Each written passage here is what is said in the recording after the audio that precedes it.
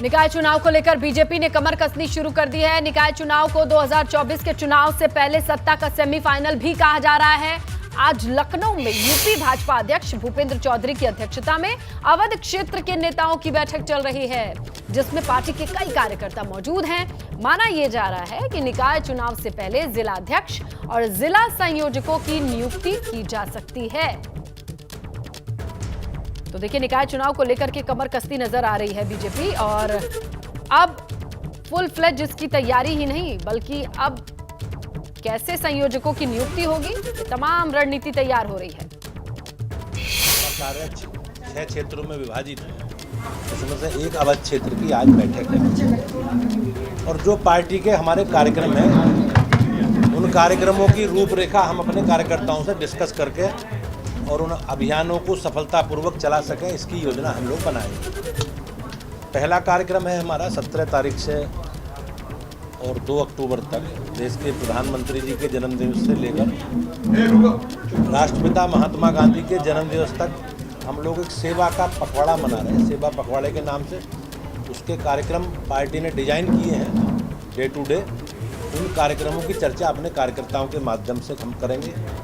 इसके अलावा 5 विधान परिषद की सीटों का चुनाव है, इसमें 2 शिक्षक निर्वाचन क्षेत्र की सीटें हैं और 3 सीटें स्नातक निर्वाचन क्षेत्र की सीटें। तीनों सीटें स्नातक वाली भारतीय जनता पार्टी के वर्तमान विधान परिषद के। लखनऊ में आज भारतीय जनता पार्टी की अवध क्षेत्र की बैठक बुलाई गई है। आने वाले निकाय चुनाव को लेकर यहां पर मंथन होगा। अवध क्षेत्र में जो जिले महानगर आते हैं उनके पदाधिकारी यहां पर हैं। हमारे साथ में इस समय भाजपा के प्रदेश महामंत्री अमरपाल मौर्य जी हैं जो यहां पर हैं। सर, आज की जो बैठक है उद्देश्य क्या है?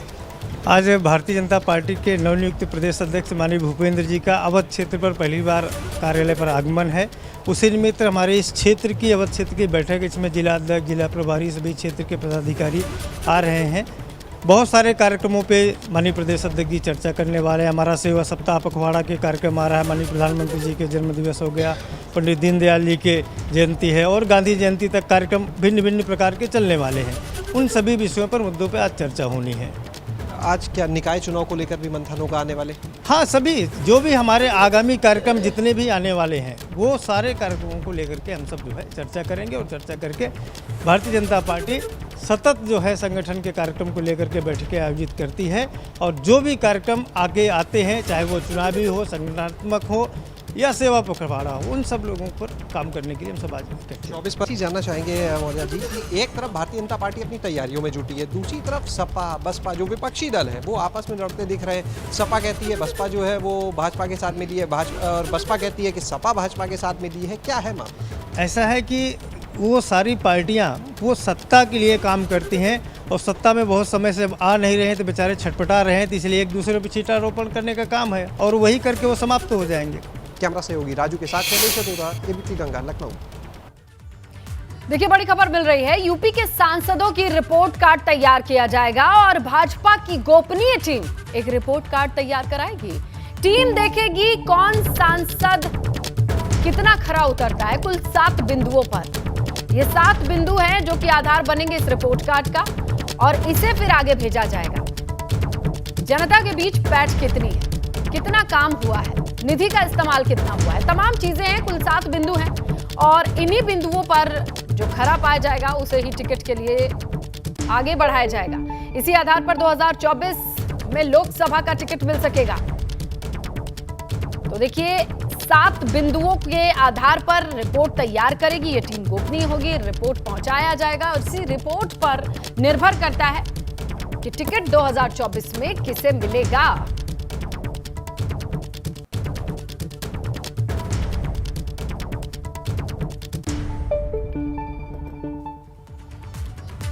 तो सीधी सी बात है, रिपोर्ट कार्ड खास तो बनेगी बात। बीजेपी ने 7 पॉइंट्स को आधार बनाया है। ये 7 पॉइंट्स क्या हैं, तभी इन पर आपको टिकट मिल पाएगा, ये साफ तौर पे पार्टी के भीतर कम्युनिकेट किया गया है। कौन सा सांसद जनता के बीच रहा ये देखा जाएगा, जनता के साथ उनका व्यवहार कैसा रहा ये देखा जाएगा, इलाके में उनकी लोकप्रियता कितनी है ये भी जांचा जाएगा, सांसद निधि का इस्तेमाल कैसे किया गया ये भी आंकड़े सामने होंगे और इन तमाम चीजों को देखने के बाद, समझने के बाद एक रिपोर्ट तैयार की जाएगी और वो रिपोर्ट ही निर्धारित करेगी कि 24 में क्या होना है। जौनपुर पहुंचे मुख्यमंत्री योगी आदित्यनाथ ने मेडिकल कॉलेज का निरीक्षण किया। इसके साथ ही अहम विभागों का जायजा भी लिया। जनसभा थी, उससे भी संबोधित किया और वहां पर उन्होंने कहा कि ब्रिटेन को पछाड़कर भारत दुनिया का 5वीं अर्थव्यवस्था वाला देश बना है। पीएम मोदी का सपना साकार कर रहे हैं, विकास के लिए ईमानदारी से काम कर रहे हैं। यूपी के लिए उन्होंने कहा कि 2017 से पहले विकास के नाम पर लोगों से छलावा होता रहा, लेकिन आज यूपी में अपराधियों के लिए कोई जगह नहीं है। तो देखिए, पूर्वांचल दौरे पर आज बारी थी। जौनपुर, गाजीपुर और वाराणसी भी पहुंचेंगे, लेकिन जौनपुर से मेडिकल कॉलेज के निरीक्षण की तस्वीरें आप देख सकते हैं। और यहां पर जनसभा को संबोधित करते हुए सीएम योगी ने दो टूक कई बातें कही कि किस तरीके से आज विश्व के पटल पर भारत का नाम आगे बढ़ रहा है और प्रदेश की क्या स्थिति है, खासकर कानून व्यवस्था को लेकर। उत्तर प्रदेश देश का पहला राज्य था जिसने दंगाइयों को सबक सिखाने के लिए ये कहा था कि उत्तर प्रदेश में अगर दंगा करोगे तो खानदान ने 7 पीढ़ियों ने जो संपत्ति बनाई होगी उस संपत्ति से भी वंचित हो जाओगे। ये भ्रष्टाचार पिछली सरकारों की जीन्स का हिस्सा था। इन्होंने भ्रष्टाचार के माध्यम से उत्तर प्रदेश की छवि को धूमिल कर दिया था। अपने लिए, अपने खानदान के लिए ये लोग भ्रष्टाचार पैदा करते थे। विकास की योजना लोक कल्याण के लिए नहीं, ठेकेदारों को लाभान्वित करने के लिए बनाते थे। अपने स्वयं के पाले हुए गुर्गों को लाभान्वित करने के लिए बनाते थे और इसीलिए उन लोगों पर प्रहार करने के लिए इस सरकार ने पूरी मजबूती के साथ लड़ना प्रारंभ किया है। हमने तय किया है, भ्रष्टाचारी कोई भी होगा उसकी संपत्ति को हम कुड़क करके फिर से उसे सार्वजनिक उपयोग में गरीबों के पास, गरीबों के उपयोग के लिए उस संपत्ति को अधिग्रहण करने में भी कोई संकोच नहीं करेंगे। तो देखिए, सीएम योगी आज जौनपुर, गाजीपुर दौरे के बाद वाराणसी पहुंचेंगे एक बार फिर, जहां मोदी एट 20 पुस्तक का विमोचन करना है। वाराणसी के रुद्राक्ष कन्वेंशन सेंटर में कार्यक्रम होना है, जिसे लेकर के तैयारियां चल रही हैं। कार्यक्रम में बूथ स्तरीय कार्यकर्ता और पदाधिकारी मौजूद रहेंगे। सीएम पूर्वांचल के दौरे पर हैं और पूर्वांचल दौरे के दौरान सीएम बनारस पहुंचेंगे आज और मोदी एट द रेट 20 इस पुस्तक का विमोचन कार्यक्रम है रुद्राक्ष में। और तैयारियां आप देखें, ये जो कटआउट है वो लग चुके हैं, पूरा रुद्राक्ष यहाँ पर तैयार है। सीएम यहाँ पर प्रबुद्धजनों को संबोधित करेंगे, उनके साथ बातचीत करेंगे और इस पुस्तक की जो मुख्य बातें हैं वो बताएंगे। तो आने वाले चुनाव के लिहाज से भी आज चर्चा होने वाली है इस रुद्राक्ष में और इस पुस्तक के जरिए लोगों के दिलों में उतरने का एक और प्रयास आज से शुरू होने वाला है। कैमरामैन विशेष के साथ नीतीश कुमार पांडे, एबीपी गंगा, वाराणसी। और देखिए, उत्तर प्रदेश में अवैध मदरसों के सर्वे पर बहुजन समाज पार्टी की राष्ट्रीय अध्यक्ष मायावती ने तंज किया है। उन्होंने उत्तर प्रदेश के पूर्व मुख्यमंत्री ने ये कहा कि मुसलमानों के मामले में बीजेपी को भी कांग्रेस के कदम पर चलने वाली ये पार्टी है। बीजेपी भी कुछ कम नहीं है, कांग्रेस की तरह ही ये नक्शे कदम पर चल रही है। और 2 ट्वीट के जरिए उन्होंने खूब निशाना साध दिया है। मुद्दा है इस बार मदरसे का जो सर्वे कराया जाएगा, इस पर मायावती हैं और उन्होंने ट्वीट के जरिए अपनी बात सामने रखी है। तो बताएं आपको मायावती ने ट्वीट में क्या लिखा है। मुस्लिम समाज के शोषित, उपेक्षित, दंगा पीड़ित होने आदि की शिकायत कांग्रेस के जमाने में आम रही है, फिर भी बीजेपी द्वारा तुष्टीकरण के नाम पर संकीर्ण राजनीति करके सत्ता में आ जाने के बाद अब इनके दमन और आतंकित करने का खेल अनवरत जारी है, जो अति दुखद और निंदनीय है। अब यूपी के मदरसों पर भाजपा सरकार की टेढ़ी नजर है। ये दूसरा ट्वीट भी देखिए आप। मदरसा सर्वे के नाम पर कौम के चंदे पर चलने वाले निजी मदरसों पर भी हस्तक्षेप का प्रयास अनुचित है, जबकि सरकारी अनुदान से चलने वाले मदरसों और सरकारी स्कूलों की बदतर हालात को सुधारने पर सरकार को ध्यान केंद्रित करना चाहिए। यानी मायावती ने न सिर्फ हमला किया है, नसीहत भी दी है।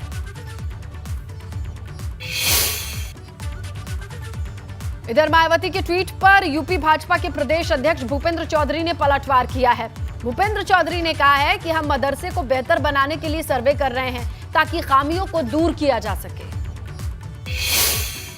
सरकार सर्वे करा रही है मदरसों की बेहतरी के लिए। जो कमी है उनमें जो खामियां हैं, सरकार उसमें क्या क्या कर सकती है, उनमें बेहतर तकनीक उपलब्ध कराने के लिए।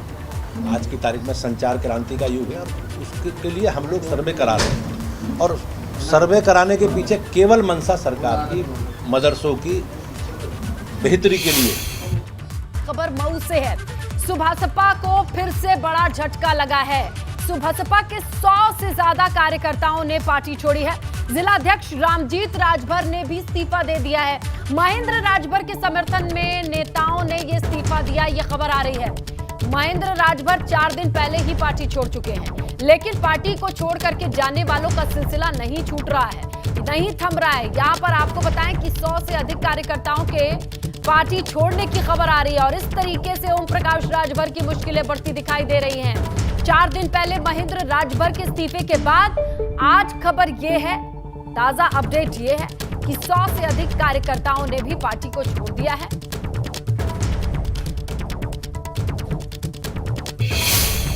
हमारे यहाँ मंडल के कुछ नेता हैं, कुछ प्रदेश के नेता हैं, कुछ जिला के नेता हैं, विधानसभा के नेता हैं, हमारे ब्लॉक अध्यक्ष हैं, यानी तमाम जिले के पदाधिकारी हैं यहाँ मौजूद मेरे साथ। पूरे प्रदेश में आप देखते रहिए तमाशा। ओम प्रकाश राजभर बनारस से ठग बिजवा की झोली लेकर के आए थे। हम लोग वादा करते हैं कि उनको जो है बनारस की धरती पर भेज के छोड़ेंगे। ये माननीय महेंद्र जी के साथ पूरे कार्यकर्ता प्रदेश के उनके मजबूती के लिए लगे हैं। तो देखिए ओम प्रकाश राजभर को झटके फिर झटका लग रहा है, क्योंकि पिछले 4 दिन में 175 से अधिक नेताओं ने, कार्यकर्ताओं ने पार्टी का दामन छोड़ दिया है। 5 सितंबर 2022 30 नेताओं ने पार्टी छोड़ी। 7 सितंबर 2022 45 कार्यकर्ताओं ने पार्टी छोड़ी और 9 सितंबर 2022 आज 100 कार्यकर्ताओं ने पार्टी छोड़ी है। ये 2 डिजिट से आज 3 डिजिट हो चुके हैं जब 100 कार्यकर्ताओं ने पार्टी को छोड़ दिया है। पिछले 4 दिन से ये सिलसिला थमने का नाम नहीं ले रहा है। हर एक अगला दिन मुश्किलों को बढ़ा करके सामने ले आ रहा है। आप इन 3 तस्वीरों से अंदाजा लगाइए, ये पिछले 3 दिन के घटनाक्रम को दर्शाती हैं। पहले दिन 30 नेताओं ने पार्टी छोड़ी, दूसरे दिन 7 सितंबर को देखिए आप 45 हो जाती है ये संख्या, और आज तो 100 पार्टी कार्यकर्ताओं ने पार्टी को छोड़ दिया है।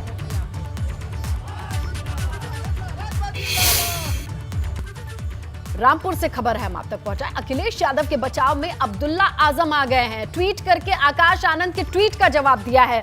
अखिलेश यादव पर एसी वाले सियासी हमले पर पलटवार करते हुए अब्दुल्ला आजम ने ट्वीट करके लिखा है, काफी दिनों से नेताओं की हाथ के पंखे वाली तस्वीर की तलाश है।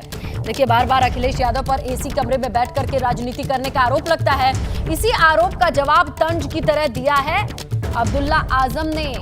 उनका कहना है कि कौन सा ऐसा नेता है जो एसी में नहीं बैठता है, और इसी बात को लिखने के लिए देखिए उन्होंने कैसे तमाम चीजों को कहा है कि काफी समय से उन नेताओं की तस्वीरें तलाश रहा हूं जो आजकल सुबह उठते ही ऐसी चिल्लाने लगते हैं, लेकिन एक भी तस्वीर ऐसी नहीं मिली जिसमें वो खुद हाथ के पंखे से हवा करते दिखाई दिए हों। समझ रहे हैं आप? ये इशारा है साफ तौर पर। बिना एसी की गाड़ी में जो नेता दिखाई दिए हों, संघर्ष के लिए जेल में गए हों या जनहित के मुद्दे पर सड़क पर निकले हों। ये ट्वीट किया अब्दुल्ला आजम ने कि ऐसी तस्वीर की तलाश में तो मैं भी हूं। जो नेता सुबह उठते ही आरोप लगाने लगते हैं कि सिर्फ एसी कमरे में बैठ करके अखिलेश यादव राजनीति करते हैं, तो ऐसे में उनका बचाव करते हुए अब्दुल्ला आजम ने सवाल किया है कि भाई मुझे भी कोई नेता ऐसा दिखाई नहीं देता जो धूप में सड़क पर हो, जेल में हो, जनता की आवाज उठाने के लिए, और खासकर उन पर पलटवार किया है जो कि अखिलेश यादव पर इल्जाम लगाते हैं। श्रीकांत त्यागी के मुद्दे पर आज मुजफ्फरनगर टोल पर लोगों ने प्रदर्शन किया। त्यागी समाज के लोगों ने टोल पर धरना प्रदर्शन किया। इस दौरान टोल फ्री करने की भी खबर मिली। बता दें, महिला से बदसलूकी के मामले में श्रीकांत त्यागी जेल में बंद है। गैंगस्टर एक्ट में त्यागी को जमानत नहीं मिली है। आगे बढ़ते हैं। डिप्टी सीएम ब्रजेश पाठक आज मैनपुरी पहुंचेंगे, जहां विकास कार्यों की उन्होंने समीक्षा कर ली और जिले के ग्रामीण इलाकों में बिजली आपूर्ति को बढ़ावा देने के निर्देश दिए हैं। साथ ही कहा, यूपी सरकार जन कल्याणकारी योजनाओं, कानून व्यवस्था के मुद्दों पर बेहतर काम कर रही है। दावा यह किया, 2024 चुनाव में बीजेपी सभी सीटों पर जीत दर्ज करेगी। सपा को गुंडे माफिया की पार्टी बताया। ग्रेटर नोएडा के दनकौर स्थित विवेकानंद विद्यापीठ स्कूल में भी 2 शिक्षक, 12 छात्रों की तबीयत अचानक खराब हो गई, जिन्हें दनकौर प्राथमिक केंद्र भर्ती कराया गया। स्कूल प्रबंधक का आरोप है कि पास स्थित गौशाला में साफ सफाई नहीं होने के कारण बदबू आती है। छात्र और शिक्षक इसी से बीमार हुए हैं। मामले में जिले के अधिकारी से बात करने की बात कही गई है। इधर बुलंदशहर में प्रदूषण विभाग की लापरवाही से स्कूल पढ़ाई के लिए आ रहे नौनिहालों की जान आफत में है। क्लासरूम में बैठे करीब आधा दर्जन बच्चे अचानक बेहोश हो गए। बच्चों के अचानक बेहोश होने की घटना के बाद स्कूल में अफरा तफरी मच गई। ग्रामीणों की मदद से बच्चों को उपचार के लिए नजदीकी अस्पताल भेजा गया।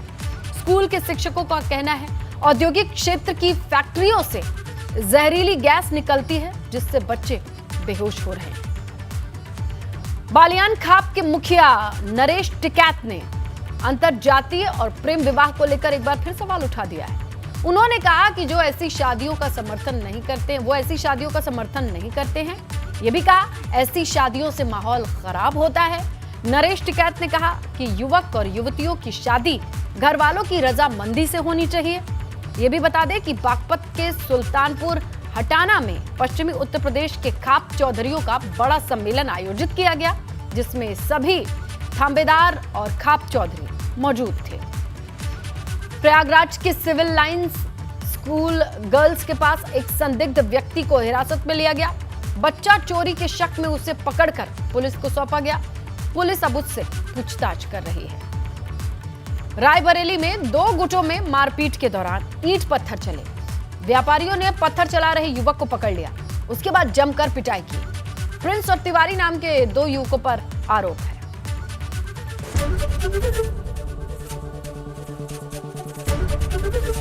एबीपी गंगा, खबर आपकी, जुबान आपकी।